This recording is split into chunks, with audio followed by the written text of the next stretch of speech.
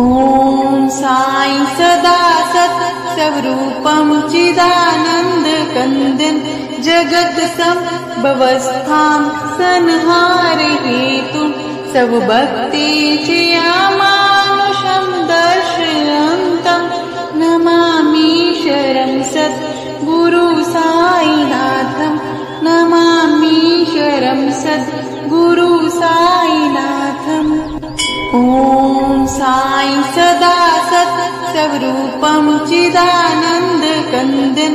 जगत् संभवस्थां संहारे हेतुं स्वभक्तिचियामानुषं दर्शयन्तं नमामीश्वरं सद्गुरु साईनाथं नमामीश्वरं सद्गुरु साईनाथम् ॐ साई सदा सत् स्वरूपं चिदानन्दकन्दं जगत् संभवस्थां संहारे हेतुं स्वभक्तिचियामानुषं दर्शयन्तं नमामीश्वरं सद्गुरु साईनाथं नमामीश्वरं सद्गुरु साईनाथम् ॐ साई सदा सत् स्वरूपं चिदानन्दकन्दं जगत् संभवस्थां संहारे हेतुं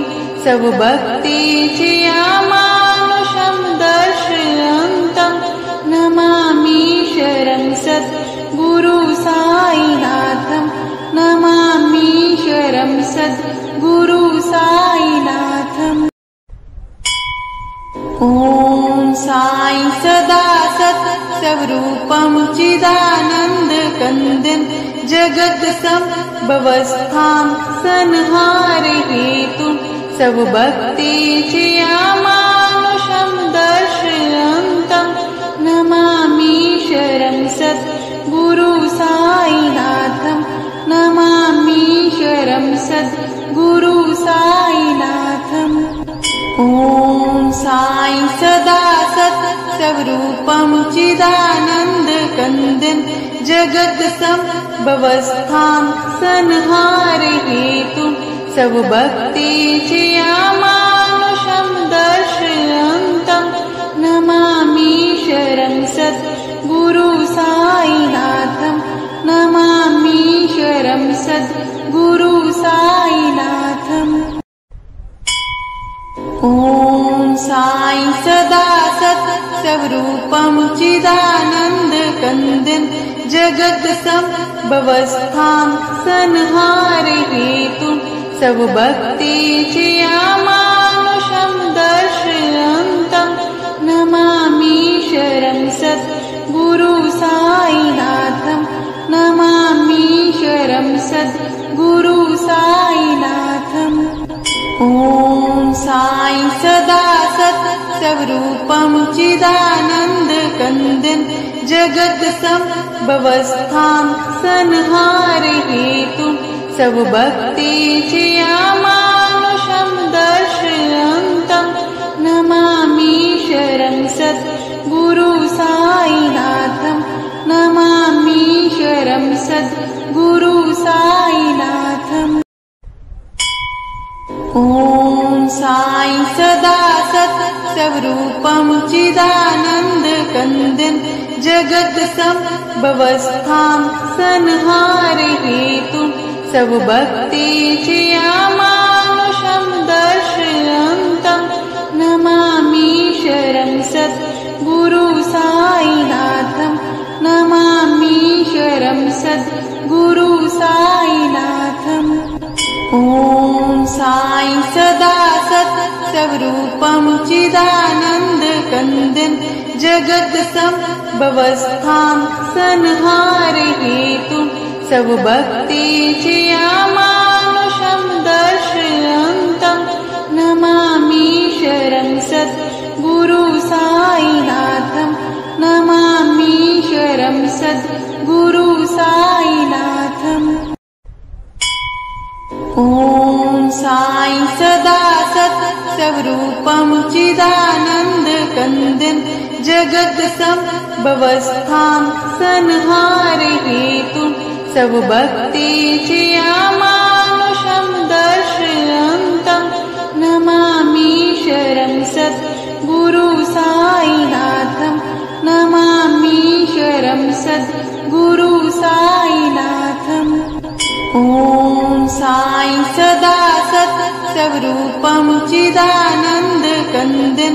जगत् संभवस्थां संहार हेतुं सब भक्ति चियामानुषं दर्शयन्तं नमामीश्वरं सद्गुरु साईनाथं नमामीश्वरं सद्गुरु साईनाथम् ॐ साई सदा सत् स्वरूपं चिदानन्दकन्दं जगत् संभवस्थां संहार हेतुं सब भक्ति चियामानुषं दर्शयन्तं नमामीश्वरं सद्गुरु साईनाथं नमामीश्वरं सद्गुरु साईनाथम् ॐ साई सदा सत् स्वरूपं चिदानन्दकन्दं जगत् संभवस्थां संहार हेतुं सब भक्ति चियामानुषं दर्शयन्तं नमामीश्वरं सद्गुरु साईनाथं नमामीश्वरं सद्गुरु साईनाथम् ॐ साई सदा सत् स्वरूपं चिदानन्दकन्दं जगत् संभवस्थां संहार हेतुं सब भक्ति चियामानुषं दर्शयन्तं नमामीश्वरं सद्गुरु साईनाथं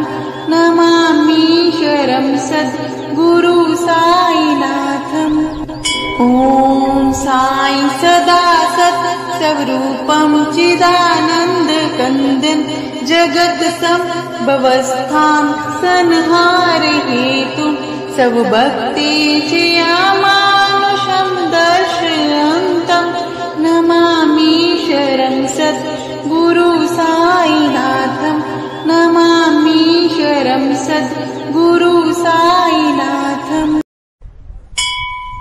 ॐ साई सदा सत् स्वरूपं चिदानन्दकन्दं जगत् संभवस्थां संहार हेतुं सब भक्ति चियामानुषं दर्शयन्तं नमामीश्वरं सद्गुरु साईनाथं नमामीश्वरं सद्गुरु साईनाथम् ॐ साई सदा सत् स्वरूपं चिदानन्दकन्दं जगत् संभवस्थां संहार हेतुं सब भक्ति चियामानुषं दर्शयन्तं नमामीश्वरं सद्गुरु साईनाथं नमामीश्वरं सद्गुरु साईनाथम् ॐ साई सदा सत् स्वरूपं चिदानन्दकन्दं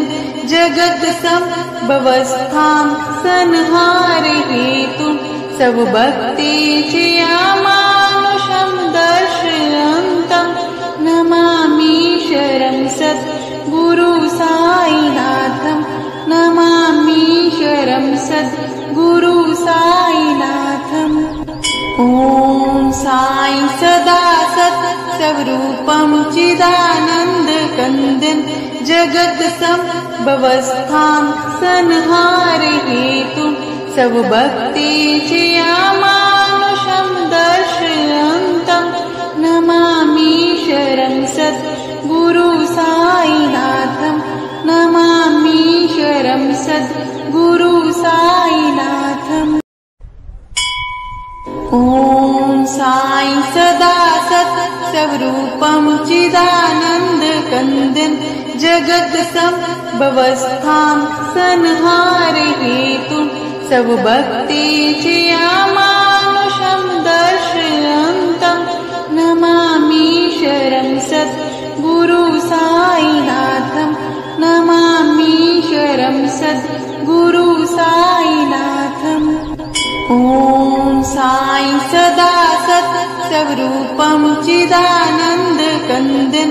जगत् संभवस्थां संहारे हेतुं सब भक्तेचे अमानुषं दर्शयन्तं नमामीश्वरं सद्गुरु साईनाथं नमामीश्वरं सद्गुरु साईनाथम्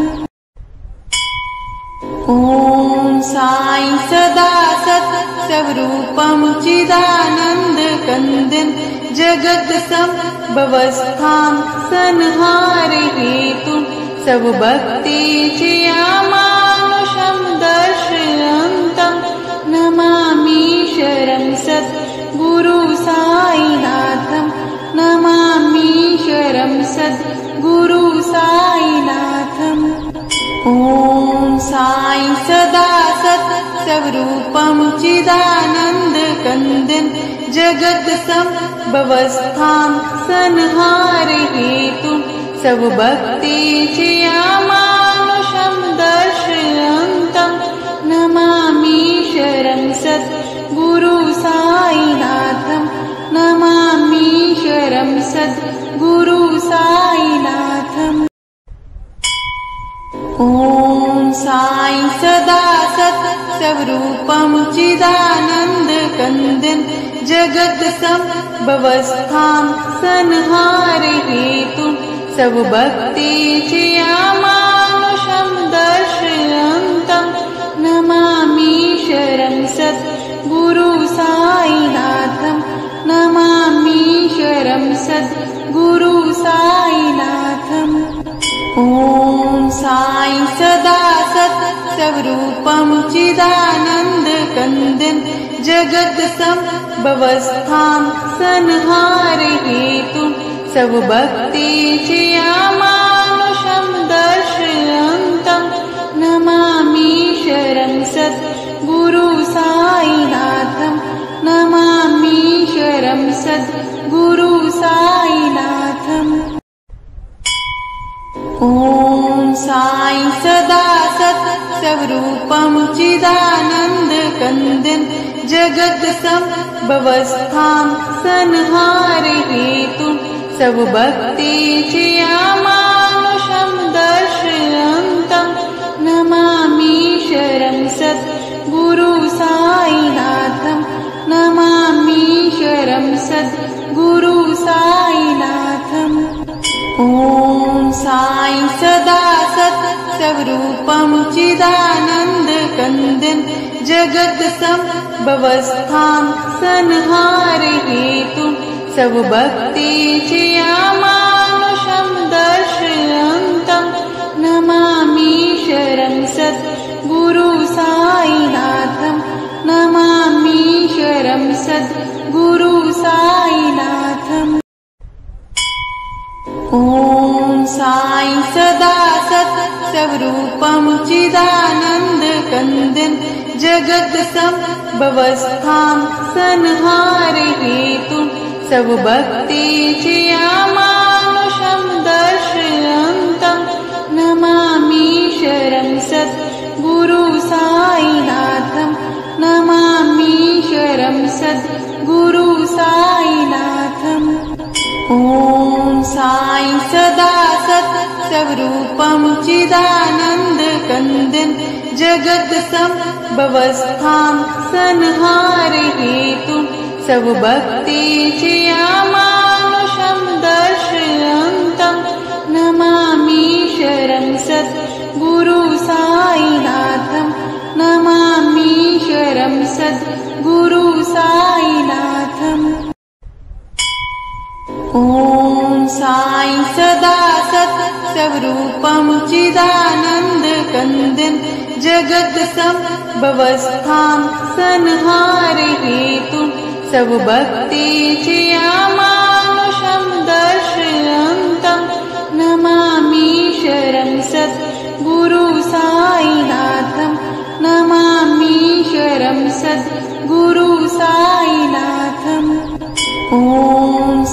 साई सदा सत् स्वरूपं चिदानन्दकन्दन् जगत् संभवस्थां संहारे हेतुं सब भक्तेचियामानुषं दर्शयन्तं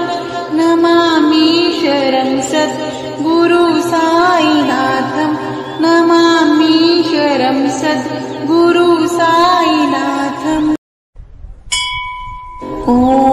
साई सदा सत् स्वरूपं चिदानन्दकन्दन् जगत् संभवस्थां संहारे हेतुं सब भक्तेचियामानुषं दर्शयन्तं नमामीश्वरं सद्गुरु साईनाथं नमामीश्वरं सद्गुरु साईनाथम्। ॐ साई सदा सत् स्वरूपं चिदानन्दकन्दन् जगत् संभवस्थां संहारे हेतुं सब भक्तेचियामानुषं दर्शयन्तं नमामीश्वरं सद्गुरु साईनाथं नमामीश्वरं सद्गुरु साईनाथम्। ॐ साई सदा सत् स्वरूपं चिदानन्दकन्दन् जगत् संभवस्थां संहारे हेतुं सब भक्तेचियामानुषं दर्शयन्तं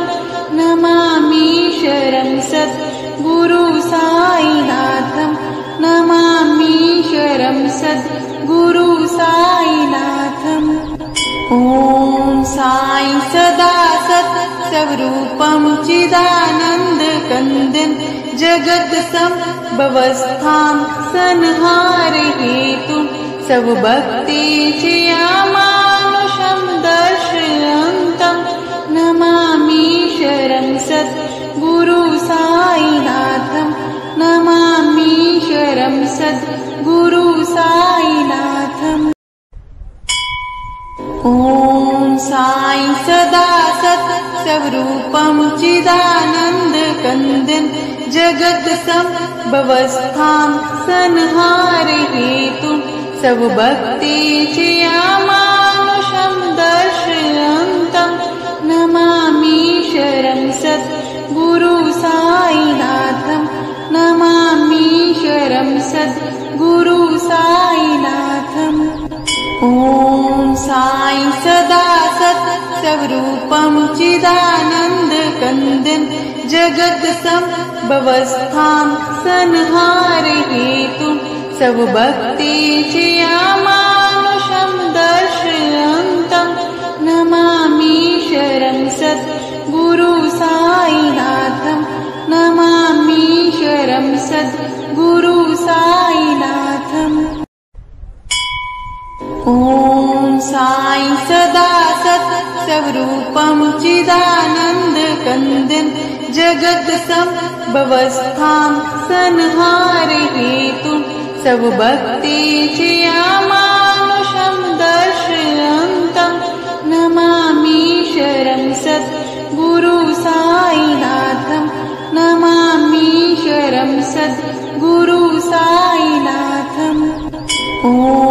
साई सदा सत् स्वरूपं चिदानन्दकन्दन् जगत् संभवस्थां संहारे हेतुं सब भक्तेचियामानुषं दर्शयन्तं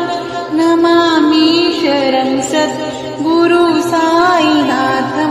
नमामीश्वरं सद्गुरु साईनाथम्। ॐ साई सदा सत् स्वरूपं चिदानन्दकन्दन् जगत् संभवस्थां संहारे हेतुं सब भक्तेचियामानुषं दर्शयन्तं नमामीश्वरं सद्गुरु साईनाथं नमामीश्वरं सद्गुरु साईनाथम्। ॐ साई सदा सत् स्वरूपं चिदानन्दकन्दन् जगत् भवस्थां संहार हेतु सब भक्तेचे अमानुषं दर्शयन्तं नमामीश्वरं सद्गुरु साईनाथं नमामीश्वरं सद्गुरु साईनाथम्। ॐ साई सदा सत् स्वरूपं चिदानन्दकन्दं जगत् संभवस्थां संहार हेतु सब भक्तेचे अमानुषं दर्शयन्तं नमामीश्वरं सद्गुरु साईनाथं नमामीश्वरं सद्गुरु साईनाथम्। ॐ साई सदा सत् स्वरूपं चिदानन्दकन्दं जगत् संभवस्थां संहार हेतु सब भक्तेचे अमानुषं दर्शयन्तं नमामीश्वरं सद्गुरु साईनाथं नमामीश्वरं सद्गुरु साईनाथम्। ॐ साई सदा सत् स्वरूपं चिदानन्दकन्दं जगत् संभवस्थां संहार हेतु सब भक्तेचे अमानुषं दर्शयन्तं नमामीश्वरं सद्गुरु साईनाथं नमामीश्वरं सद्गुरु साईनाथम्। ॐ साई सदा सत् स्वरूपं चिदानन्दकन्दं जगत् संभवस्थां संहार हेतु सब भक्तेचे अमानुषं दर्शयन्तं नमामीश्वरं सद्गुरु साईनाथं नमामीश्वरं सद्गुरु साईनाथम्। ॐ साई सदा सत् स्वरूपं चिदानन्दकन्दं जगत् संभवस्थां संहार हेतु सब भक्तेचे अमानुषं दर्शयन्तं नमामीश्वरं सद्गुरु साईनाथं नमामीश्वरं सद्गुरु साईनाथम्। ॐ साई सदा सत् स्वरूपं चिदानन्दकन्दं जगत् संभवस्थां संहार हेतु सब भक्तेचे अमानुषं दर्शयन्तं नमामीश्वरं सद्गुरु साईनाथं नमामीश्वरं सद्गुरु साईनाथम्। ॐ साई सदा सत् स्वरूपं चिदानन्दकन्दं जगत् संभवस्थां संहार हेतु सब भक्तेचे अमानुषं दर्शयन्तं नमामीश्वरं सद्गुरु साईनाथं नमामीश्वरं सद्गुरु साईनाथम्। ॐ साई सदा सत् स्वरूपं चिदानन्दकन्दं जगत् संभवस्थां संहार हेतु सब भक्तेचे अमानुषं दर्शयन्तं नमामीश्वरं सद्गुरु साईनाथं नमामीश्वरं सद्गुरु साईनाथम्। ॐ साई सदा सत् स्वरूपं चिदानन्दकन्दं जगत् संभवस्थां संहार हेतु सब भक्तेचे अमानुषं दर्शयन्तं नमामीश्वरं सद्गुरु साईनाथं नमामीश्वरं सद्गुरु साईनाथम्। ॐ साई सदा सत् स्वरूपं चिदानन्दकन्दं जगत् संभवस्थां संहार हेतु सब भक्तेचे अमानुषं दर्शयन्तं नमामीश्वरं सद्गुरु साईनाथं नमामीश्वरं सद्गुरु साईनाथम्। ॐ साई सदा सत् स्वरूपं चिदानन्दकन्दं जगत्सम्भवस्थां संहारे हेतुं सर्वभक्तेशयामानुषं दर्शयन्तं नमामीश्वरं सद्गुरु साईनाथं नमामीश्वरं सद्गुरु साईनाथम्। ॐ साई सदा सत् स्वरूपं चिदानन्दकन्दं जगत्सम्भवस्थां संहारे हेतुं सर्वभक्तेशयामानुषं दर्शयन्तं नमामीश्वरं सद्गुरु साईनाथं नमामीश्वरं सद्गुरु साईनाथम्। ॐ साई सदा सत् स्वरूपं चिदानन्दकन्दं जगत्सम्भवस्थां संहारे हेतुं सर्वभक्तेशयामानुषं दर्शयन्तं नमामीश्वरं सद्गुरु साईनाथं नमामीश्वरं सद्गुरु साईनाथम्। ॐ साई सदा सत् स्वरूपं चिदानन्दकन्दं जगत्सम्भवस्थां संहारे हेतुं सर्वभक्तेशयामानुषं दर्शयन्तं नमामीश्वरं सद्गुरु साईनाथं नमामीश्वरं सद्गुरु साईनाथम्। ॐ साई सदा सत् स्वरूपं चिदानन्दकन्दं जगत्सम्भवस्थां संहारे हेतुं सर्वभक्तेशयामानुषं दर्शयन्तं नमामीश्वरं सद्गुरु साईनाथं नमामीश्वरं सद्गुरु साईनाथम्।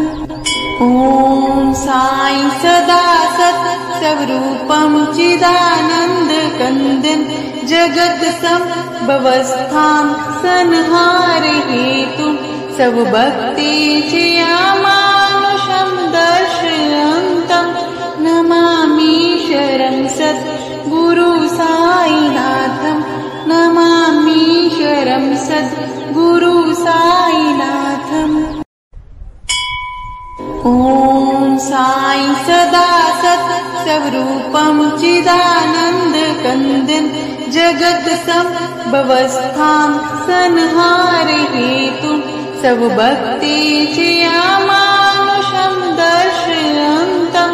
नमामीश्वरं सद्गुरु साईनाथं